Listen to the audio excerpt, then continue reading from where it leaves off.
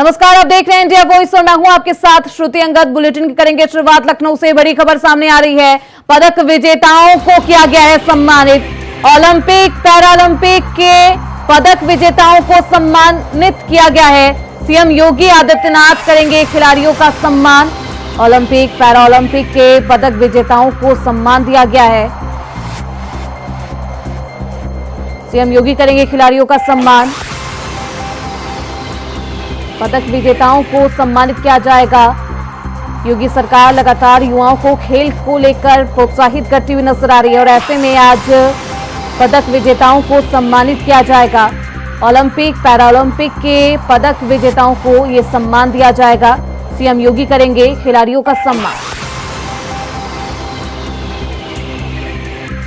तो युवाओं को लगातार योगी सरकार खेल के लिए प्रोत्साहित कर रही है और ऐसे में पदक विजेताओं को सम्मानित किया जाएगा। आज सीएम योगी आदित्यनाथ के द्वारा यह सम्मान खिलाड़ियों को दिया जाएगा।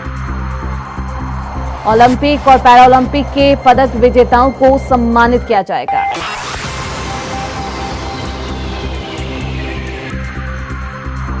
तो सीएम योगी आदित्यनाथ खिलाड़ियों का सम्मान करेंगे। सभी पदक विजेताओं को सम्मानित किया जाएगा। उनसे बातचीत करते हुए भी सीएम योगी आदित्यनाथ नजर आएंगे। तो लगातार प्रदेश सरकार युवाओं को खेल को लेकर प्रोत्साहित कर रही है, खेल के प्रति प्रोत्साहित कर रही है।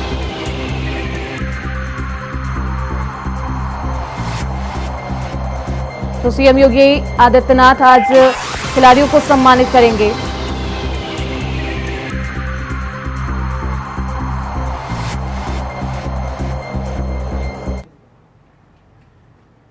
तो वहीं प्रयागराज से बड़ी खबर सामने आ रही है। ज्ञानवापी के वजू खाने पर सुनवाई होगी।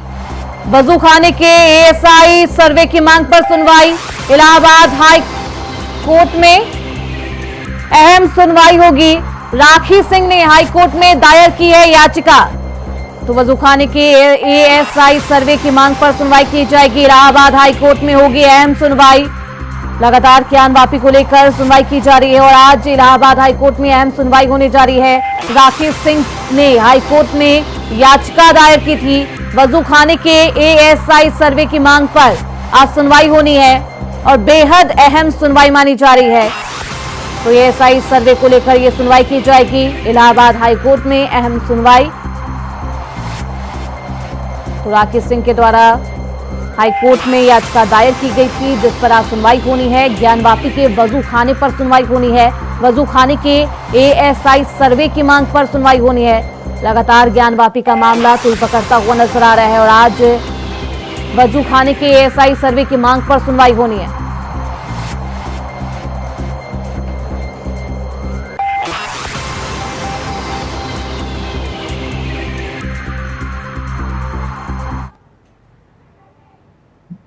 वहीं झारखंड में विधानसभा चुनाव तारीखों का ऐलान के बीच दम भरने के लिए कई राजनीतिक दलों ने अपनी पूरी ताकत झोंक दी है। इसी बीच चुनाव राज्य की राजनीतिक दिशा तय करने में बड़कागांव की समाजसेवी निशा पांडे किस प्रकार के महत्वपूर्ण भूमिका निभाएगी, आइए जानते हैं। निशा पांडे ने हमारे संवाददाता अजय कुमार पांडे से खास बातचीत की है। विधानसभा चुनाव है और ऐसे में जो झारखंड की राजनीति कहें तो काफी तेज तख्त पे है। वैसे में हम आज जो है बड़कागांव विधानसभा के क्षेत्र में हैं। हमारे मित्र समाज सेवी हैं निशा पांडे, जो लगातार करीबन 10 साल से अधिक सामाजिक क्षेत्र में अपनी महत्वपूर्ण भूमिका निभाई है और वो झारखंड की सियासत में अब वो अपनी पैदान अपनी रखनी चाहती है। तो सबसे पहले निशा पांडे जी, आपका इंडिया वॉइस में सबसे पहले स्वागत है। निशा जी, झारखंड में चुनाव जो चर्चाएं आपकी बड़का विधानसभा जो चुनाव है, वैसे में आप लगता है कि राजनीतिक में आपकी एंट्री होने वाली है, क्या कहेंगे इसमें? हम लोग तो काम बहुत पहले से कर रहे हैं। और राजनीति में तो हम लोग इंटर पहले से ही हो चुके हैं। बस एक रास्ता मिल जाए तो हम लोग उसमें अपने काम को दिखाने का प्रयास करेंगे, करने का प्रयास करेंगे और चुनाव लड़ने का प्रयास करेंगे। क्या लगता है कि इस बार जो विधानसभा चुनाव है 2024 का, इसमें आप अपने इस राजनीतिक के दहलीज पर अपने पांव रखने के लिए तैयार हैं? बिल्कुल तैयार हैं। और चाहते भी हैं कि हमारे क्षेत्र के लिए हम कुछ कर पाएँ। तो उसका एक ये माध्यम है कि आप अगर किसी पद पे या फिर चुनाव लड़के अगर आते हैं तो बेहतर काम करने के लिए आपको एक साधन मिलता है जिससे आप लोगों के लिए एक बहुत अच्छा वर्क कर सकते हैं। चूंकि 10 सालों से इस लगातार इस क्षेत्र में आप सेवा दे रही हैं, क्या लगता है कि जो बड़कागांव विधानसभा क्षेत्र है आज भी वो जो 10 साल 15 साल पहले जो था तस्वीर है आज भी वही तस्वीर है? क्या लगता है कि क्या यहाँ मुख्य मुद्दा है? जी वही तस्वीर है, कुछ बदलाव आया नहीं यहाँ पे, ना ही कुछ बदला है और हम लोग बदलने का वही प्रयास कर रहे हैं कि जो 10-15 सालों से जो छला गया है, जो 20 सालों से जो छला गया है, कम से कम वो जनता को छला ना जाए।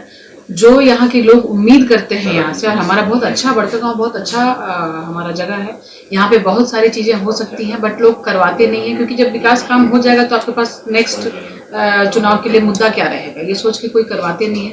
लेकिन अगर आप करवाएंगे तो यहाँ के लोगों के साथ आप छल नहीं बल्कि उनके लिए काम कर रहे हैं, ये दिखेगा। क्या लगता है किस मुद्दे को लेकर के आप चुनाव के मैदान में खड़ी रहेंगी? मुद्दा यहाँ पे देखिए बहुत सारा है। अब विस्थापितों का मुद्दा बहुत ज़्यादा स्पेशल है यहाँ पे, मतलब ये यही सिर्फ अभी चल रहा है और आपका बहुत सारा काम पेंडिंग है जो नहीं हो पा रहा है। हमारे क्षेत्र में बहुत सारे गांव, बहुत सारा जगह ऐसा है जहाँ पे कुछ भी स्कूलों की सुविधा नहीं है बच्चों के लिए, ठीक है। एक महिला कॉलेज ढंग का यहाँ पे नहीं है, एक महिला स्कूल जो यहाँ पर है वो भी ढंग का नहीं है, जो भी बाकी स्कूलें हैं वहाँ पे कुछ जांच नहीं होती है, ना ही कुछ लिखा जाता है। हॉस्पिटल मेडिकल का सुविधा यहाँ पे बिल्कुल भी अच्छा नहीं है। हमारे क्षेत्र में, हमारे बड़कागांव विधानसभा क्षेत्र में जो हमारा पतरातू प्रखंड में भी आता है, एक महिला थाना नहीं है यहाँ पे, बहुत सारी समस्याएं हैं। समाज सेवी ऋषि पांडे जिन्होंने कहा कि बड़कागांव विधानसभा जो है वो एक सुंदर बनाएंगे, एक बहुत हेल्दी माहौल देंगे, यानी यहाँ की जो जन समस्या है, यहाँ जो मुद्दे रहे हैं उसको सदन तक पहुँचाने के काम करेंगे। कैमरा पर्सन के साथ मैं अजय कुमार, इंडिया वॉइस, बड़कागांव। वहीं लखनऊ से बड़ी खबर सामने आ रही है। घोसी से सपा सांसद राजीव राय ने पत्र लिखा है। गृह मंत्री अमित शाह को राजीव राय ने ये पत्र लिखा है अपनी सुरक्षा को लेकर। राजीव राय ने पत्र लिखा है। पत्र में मऊ पुलिस की कार्यशैली पर सवाल उठाए गए हैं। खुद को मिल रही धमकियों का भी जिक्र किया गया है। सांसद राजीव राय ने शाह से सुरक्षा की मांग की है। तो गृह मंत्री अमित शाह को राजीव राय के द्वारा पत्र लिखा गया है। समाजवादी पार्टी के सांसद है राजीव राय और अपनी सुरक्षा को लेकर उन्होंने ये मदद की गुहार लगाई है और पत्र लिखा है अमित शाह को। तो आपको बता दें, समाजवादी पार्टी के सांसद राजीव राय को पाकिस्तान से जान से मारने की धमकियां दी जा रही है और खुद को मिल रही धमकियों का भी इस पूरे पत्र में जिक्र किया गया है। तो अखिलेश यादव के द्वारा एकजुट होने के निर्देश भी दिए गए हैं।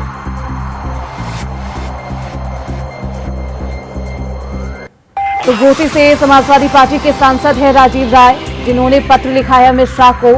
इस पत्र में उनको मिल रही धमकियों का भी जिक्र किया गया है। तो सांसद राजीव राय ने अमित शाह को यह पत्र लिखा, आप देख सकते हैं टीवी स्क्रीन पर। इस पत्र में राजीव राय के द्वारा अमित शाह को बताया गया है कि किस तरीके से उन्हें जान से मारने की धमकियां दी जा रही है। सांसद राजीव राय ने पत्र में शाह से सुरक्षा की मांग भी की है। तो गृह मंत्री अमित शाह को यह पत्र लिखा गया है राजीव राय के द्वारा। घोसी से समाजवादी पार्टी के सांसद है राजीव राय, जिन्होंने पत्र लिखा है अमित शाह को।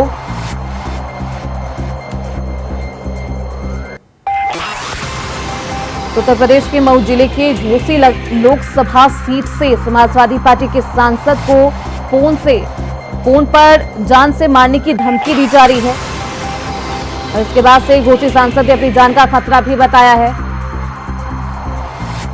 तो इस खबर पर ज्यादा जानकारी के साथ हमारे सहयोगी मोहम्मद आसिफ लखनऊ से हमारे साथ जुड़ चुके हैं। सीधे रुख करते हैं उनकी तरफ। आसिफ, लगातार अमित शाह को भी अब राजीव राय ने पत्र लिखा है, पत्र में क्या कुछ लिखा गया है?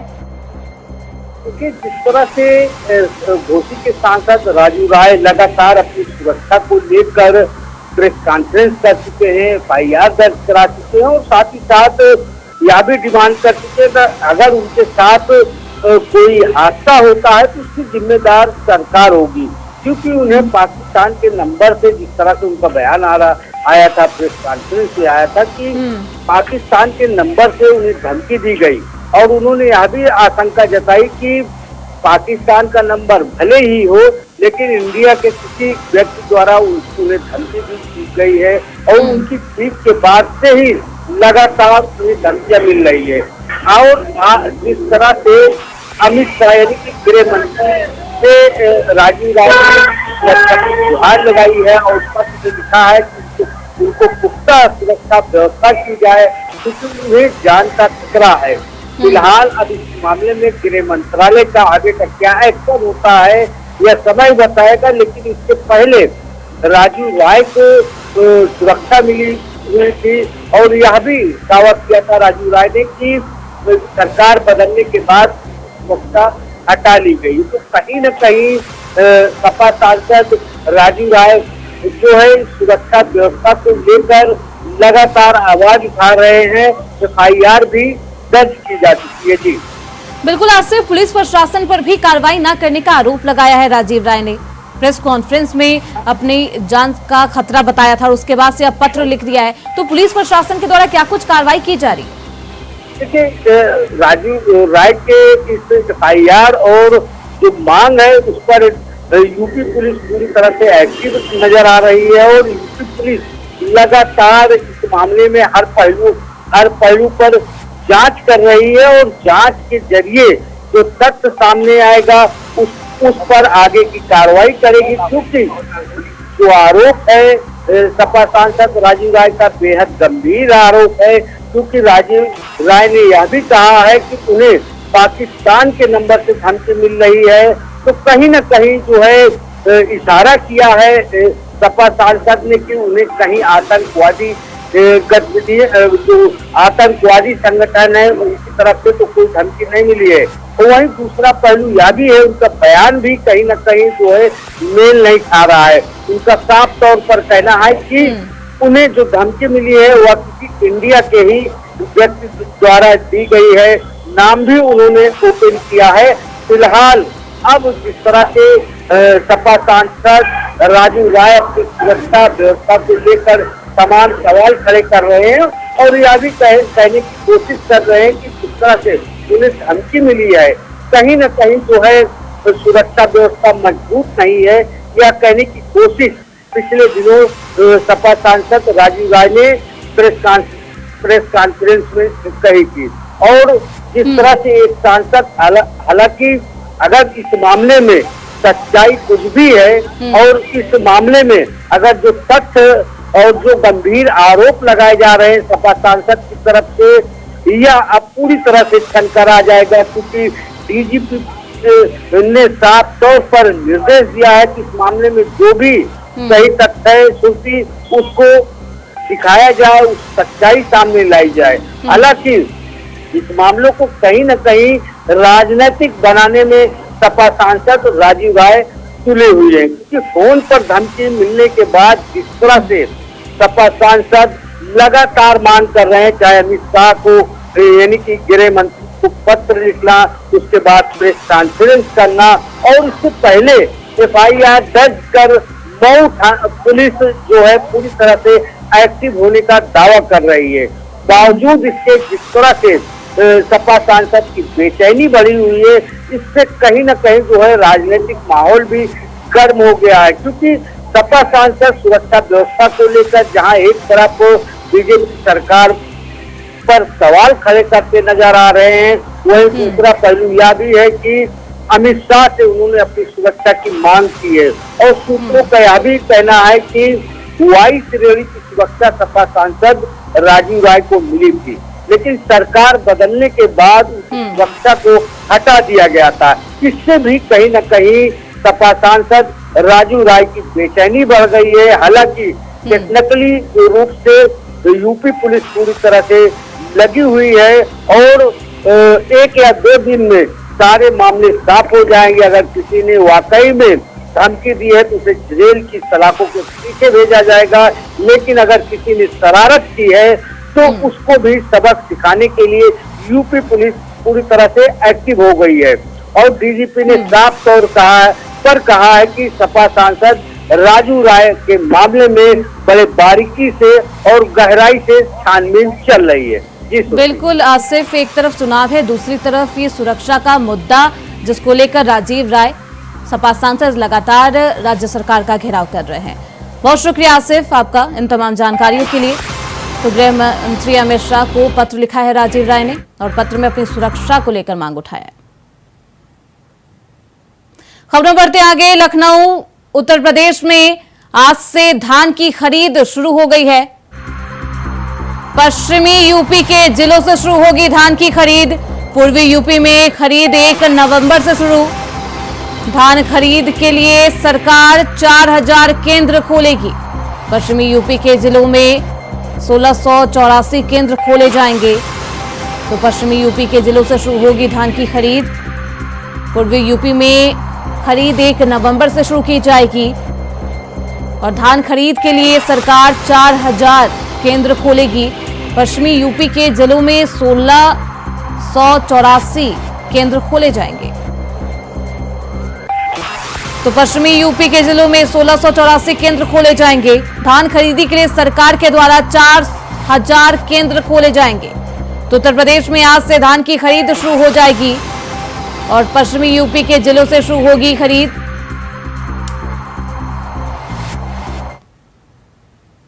वहीं वाराणसी से बड़ी खबर सामने आ रही है। भाजपा महासचिव अरुण सिंह वाराणसी दौरे पर आज रहेंगे। 2 दिवसीय दौरे पर वाराणसी आएंगे अरुण सिंह। पुस्तक लोकार्पण समारोह में होंगे शामिल। 2 अक्टूबर को स्वच्छता अभियान में शामिल होंगे। तो भाजपा महासचिव अरुण सिंह का दौरा है आज, बेहद अहम दौरा। 2 दिवसीय दौरे पर होंगे, वाराणसी के दौरे पर होंगे। 2 दिवसीय दौरे पर अरुण सिंह और 2 अक्टूबर के दिन कई अहम कार्यक्रमों में शामिल भी होंगे। तो पुस्तक लोकार्पण समारोह में शामिल होंगे अरुण सिंह।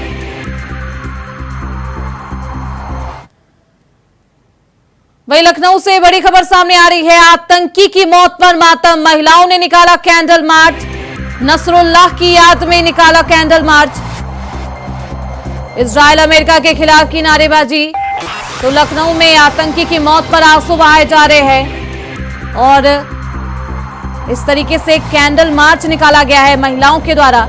तो महिलाओं ने कैंडल मार्च निकाला है। नसरुल्लाह की याद में ही कैंडल मार्च निकाला गया है और अमेरिका को भी कोसा गया है। तो नसरुल्लाह की याद में कैंडल मार्च निकाला गया है। आतंकी की मौत पर लखनऊ में आंसू बहाए जा रहे हैं। तो इजराइल अमेरिका के खिलाफ नारेबाजी भी की गई। नसरुल्लाह की याद में कैंडल मार्च निकाला गया है। तो लखनऊ में आतंकी की मौत पर मातम पसर गया है। वही खबर मेरठ से है, जहां गांव में रहने वाले युवक ने की लाखों की चोरी। बता दें कि लिसारी गेट क्षेत्र में कमेटी के 90 लाख रुपए लेकर एक युवक फरार हो गया। वहीं लोगों ने युवक के घर का घेराव कर जमकर हंगामा किया है, जिसके बाद मौके पर पहुंची पुलिस ने लोगों को शांत कराया। आरोपी की तलाश में पुलिस जुट गई है। तो पुलिस ने लोगों को शांत भी कराया है। 90 लाख लेकर युवक फरार बताया जा रहा है। आज ये मामला हुआ है, पब्लिक के पैसे थे, किसी के 2.5 लाख, किसी के 3 लाख, किसी के 4 लाख। आज कल का वादा था सबको देने का 1 तारीख में, लेकिन आज ये मकान छोड़ के फरार हो गए सब। पूरा का पूरा परिवार का नाम है, बड़े भैया का नाम है जमशेद, उससे छोटे का नाम है दिलशाद, सबसे छोटे का नाम है दानिश। पैसे किसी के 3 हैं, किसी के 2 है, किसी के 5 है। लॉटरी कई चला रहे थे ये, कोई 3 लाख की भी चला रहे थे, 5 लाख की भी चला रहे थे। 5 तारीख में भी, 10 तारीख में भी थी, 1 तारीख में भी थी। एक आदमी की हाँ, 1 आदमी का लॉटरी है। मेरे भी कम से कम 2.5। वही खबर लखनऊ से है, जहां समाजवादी प्रमुख अखिलेश यादव ने नूह हिंसा मामले को लेकर सीएम योगी पर निशाना साधा है। बता दें कि नूह हिंसा के आरोपी की फोटो पोस्ट कर अखिलेश यादव ने कहा कि हिंसा में लिप्त जिनके हैं हाथ, एक ही मंच पर वो भी है साथ। अखिलेश यादव ने सीएम योगी पर ये निशाना साधा है। नूह हिंसा के आरोपी की फोटो पोस्ट किया गया है और पोस्ट के हिंसा में लिप्त लोगों के साथ सीएम योगी का भी जिक्र किया गया है। तो अखिलेश यादव ने एक बार फिर से राज्य सरकार को घेरा है। हिंसा में लिप्त लोगों के साथ सीएम योगी की ये तस्वीर उन्होंने साझा की है। तो अखिलेश यादव ने सीएम योगी पर साधा निशाना। वहीं दिल्ली से बड़ी खबर सामने आ रही है। किसानों और किसान संगठनों से मुलाकात करेंगे कृषि मंत्री। केंद्रीय कृषि मंत्री शिवराज सिंह चौहान मुलाकात करेंगे। नई दिल्ली के पूसा परिसर में करेंगे किसानों से भेंट। किसान हित के लिए किए गए निर्णयों के संबंध में करेंगे चर्चा। किसानों और किसान संगठनों से मुलाकात की जाएगी। कृषि मंत्री शिवराज सिंह चौहान मुलाकात करते हुए नजर आएंगे। किसानों और किसान संगठनों से मुलाकात की जाएगी। कई अहम मुद्दों पर चर्चा भी की जाएगी। लगातार किसान संगठन केंद्र सरकार की नीतियों से नाराज चल रहे हैं, तो ऐसे में कृषि मंत्री की मुलाकात बेहद अहम मानी जा रही है। किसान हित में किए गए कामों की भी चर्चा की जाएगी।